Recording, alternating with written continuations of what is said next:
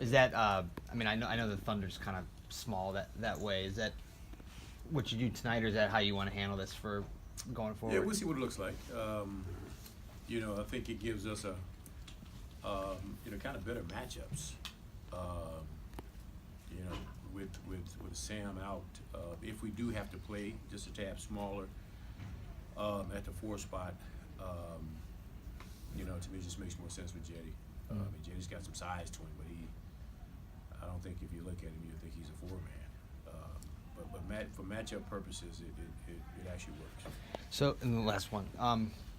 Now that Jetty, probably for the first time in his career, is on the scouting report, what are teams doing to him, and what's the adjustment that he's got to make at this point early in his career? I don't know as much as what teams are doing to him. I think it's more than what he's kind of doing to himself. I always say, I tell my guys I want them to play fast, but I don't want them to play in a hurry. If you play fast, you still have to make the right decisions, and you have to be able to know when something's there and when something's not. And I think where he's got into a little bit of trouble is when he's tried to force things that just aren't there. And we've gone over it film-wise. And I thought last game, I thought he did a better job with that, a much, much better job with that. And like I told him, I don't want to take away his aggressiveness, but you have to make the right decisions. Right decisions, means when you try to split, get to the basket, and when you don't. Because against good teams, a bad shot can result into an easy basket for them on the opposite end. So I think for him, and he's come a long ways from where he was last year. Let me make that perfectly clear. He has really developed. He had a phenomenal summer, and I just want him to understand that he basically kind of controls his destiny when he's out on the floor. Teams are going to have their different ways to scout him, but for the most part, even if they try to go in him on a pick and roll, he has the size and the ability to still turn the corner and get where he wants to get to. But there comes some intelligence with that as far as when it's there and when it's not there. Chris. Chris Fedor with Cleveland.com. Larry, with JR in the starting lineup, does that open up an opportunity for David Nwaba, or is it more Kyle Korver? How do you handle that? Both guys. We're looking to see, what matchups would be, with David in there versus when Kyle's in there. David is definitely probably going to have to be playing some minutes now. And I had a good talk with him, and we spent a little bit more time taking him through plays this morning. So he's certainly, chances are he will be seeing some minutes until Sam gets back. Even when you had Sam, you were experimenting with Jetty at the four, going back to this Charlotte game. I guess if Jetty doesn't play well against Charlotte, Orlando, and give you comfort that you could use him at the four, would you have been able to make this move? Which move is that? Jetty to the four and JR in the starting lineup. Well, you kind of stated it. I'm really looking at different things to try. Moving Jetty to the four. If Nwaba plays, chances are he's going to be playing some four, and he's really small to play four. There could be a chance where we see two big guys in there. So right now I'm really just kind of searching and seeing if any of these combinations could have an impact. I think right now, with no Kevin Love, we have to look to see what will work and what won't work.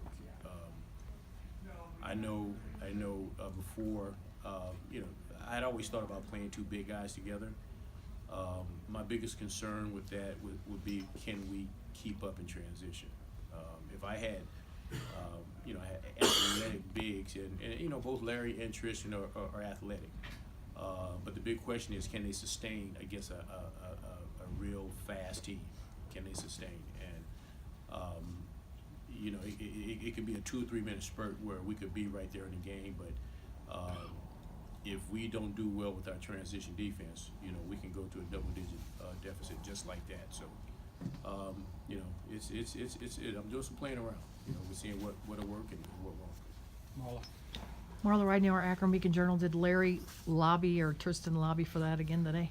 They've been lobbying this whole time, you know, as far as both of them in there together. And we actually went through some plays, and I had them both in there together. And if that is the case, we'll probably, you know, Tristan will probably play the offensive 4, and Larry play the 5 spot. I think Tristan's a little bit more comfortable, you know, with the play set. So, yeah, we'll probably, chances are we'll probably look at that combination. If not tonight's game, somewhere down the future. And early in the season, you guys kind of prided on yourself on having a lot of versatile guys. Is this where you're going to find out if you really have that or not? Yeah, it is. It really is. You know, we're going to be moving some guys around. Some guys, chances are they're going to be playing out of position. You know, early in the road trip, this last road trip, you know, I had Colin and George Hill in there together.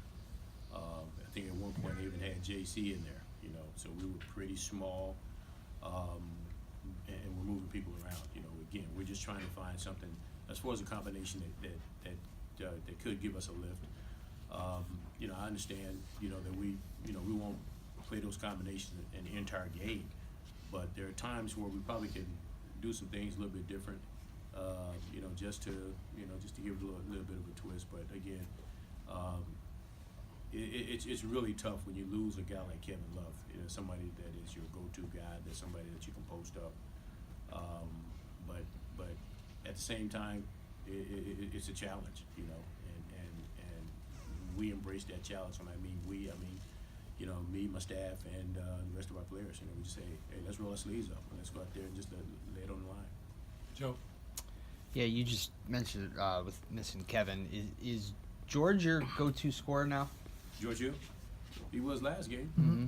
I mean, he had a phenomenal game, and I think that's where the growth of a team comes in. They can recognize when a guy has a hot hand, and not just to go to him, but to put him in a position where he can score. And I thought our guys did that the last game. George, you know, he was making shots. His pull up was good. He got to the basket a few times, and they were actually calling plays for him. I heard you know, JC, and JC doesn't talk a whole lot, and he came down and he called a play. And it was a play for George Hill. JR did the exact same thing. You know, so these guys, I mean, they enjoy playing with one another. But that's the next big step, is recognizing who has that hot hand and how to get him the ball and when to get him the ball. And you know, yeah, George had a phenomenal game our last game. Last one up front, Jeff.